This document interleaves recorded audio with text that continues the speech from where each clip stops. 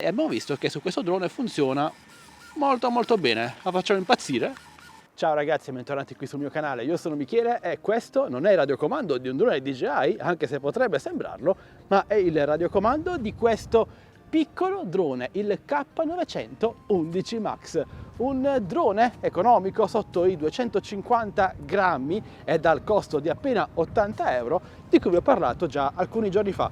Perdonate il ritardo per questa seconda parte della recensione, ma ho avuto dei piccoli problemi di salute, ma ora sono qui per mostrarvi in volo questo drone. Volerà bene oppure no? Scopriamolo subito. Questa è la sua applicazione dal nome RX Drone, è molto semplice, abbiamo una piccola serie di impostazioni che ci permetteranno sostanzialmente di impostare lo schema di comandi, la possibilità di impostare la qualità delle foto fino all'8K addirittura, la risoluzione dei video 720p o Full HD, lingua inglese, non c'è l'italiano, e anche la possibilità di aggiornare il firmware. Accedendo invece all'interfaccia di volo, anche questa è molto semplice, in alto abbiamo lo stato della batteria del drone, i satelliti agganciati, lo stato di volo ora è hold, però possiamo impostare anche indoor oppure GPS mode, quella che ovviamente vi consiglio all'aperto, la velocità del drone, l'altezza e la distanza, oltre a una serie di comandi che ci permetteranno ad esempio di avere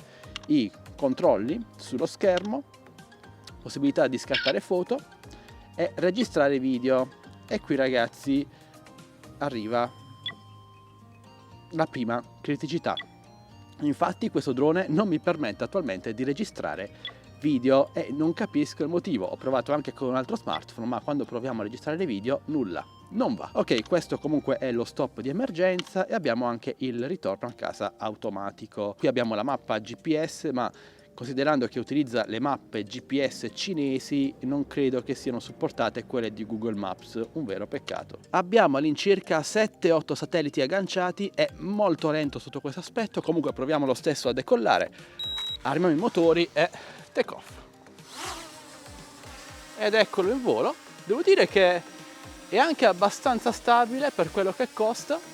Questo drone vede nella sua parte frontale la presenza di un sensore anticollisione che andrà a roteare di 360 gradi evitando possibili ostacoli.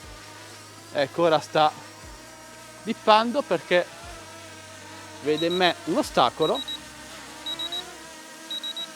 e indietreggia. C'è parecchio vento oggi, si muove un po' in alto e in basso, però mantiene comunque abbastanza bene la posizione.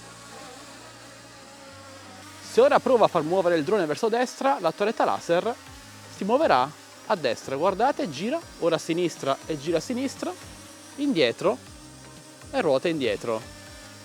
Avanti, ruota in avanti. Una scelta molto intelligente. Quindi in base alla direzione in cui stiamo andando, la torretta laser ruoterà di conseguenza.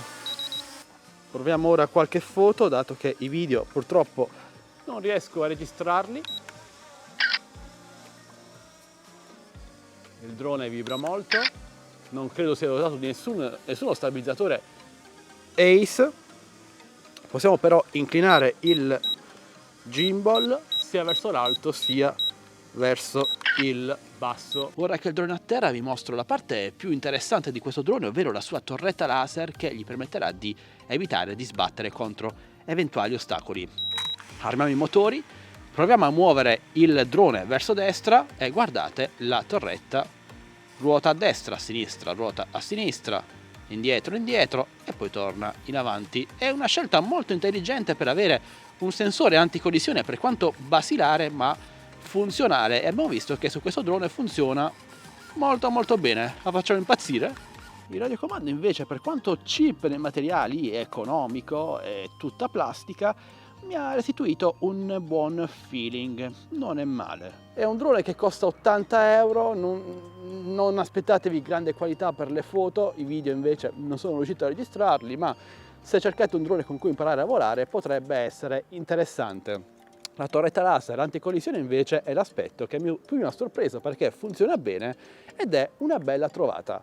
Ok, questo ragazzi è il K911 Max, non è il drone della vita, il drone rivoluzionario, ma è un drone economico che pesa meno di 250 grammi e che quindi può essere pilotato anche senza patentino, quasi praticamente ovunque. A volte ricordo il periodo in cui iniziai a pilotare droni ragazzi, 5-6 anni fa circa, e con 80 euro in quel periodo non mi sarei portato a casa assolutamente nulla.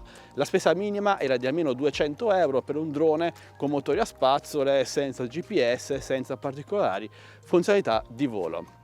Invece oggi con 80 euro ci portiamo a casa un dronino simpatico per imparare a volare, abbastanza sicuri e con funzionalità di volo tutto sommato ben fatte, anche se per la cam dobbiamo ancora aspettare per trovarne di buone in questa fascia di prezzo così economica. E questo è tutto ragazzi, perdonatemi le mie condizioni attuali, sono ancora un po' malaticcio, devo recuperare ancora le energie, ma volevo portarvi la seconda parte di questa video recensione perché me l'avete chiesta in tanti, quindi ora ditemi voi cosa ne pensate lasciandomi un bel commento qui sotto. In descrizione video invece vi lascio, oltre ai link per acquistare questo drone, anche altri link per diversi droni e accessori che vi consiglio. Ed entrate anche nel canale Telegram ufficiale Tech by Steels dove troverete le offerte aggiornate. Bene, questo è tutto, vi saluto, alla prossima. Ciao ragazzi!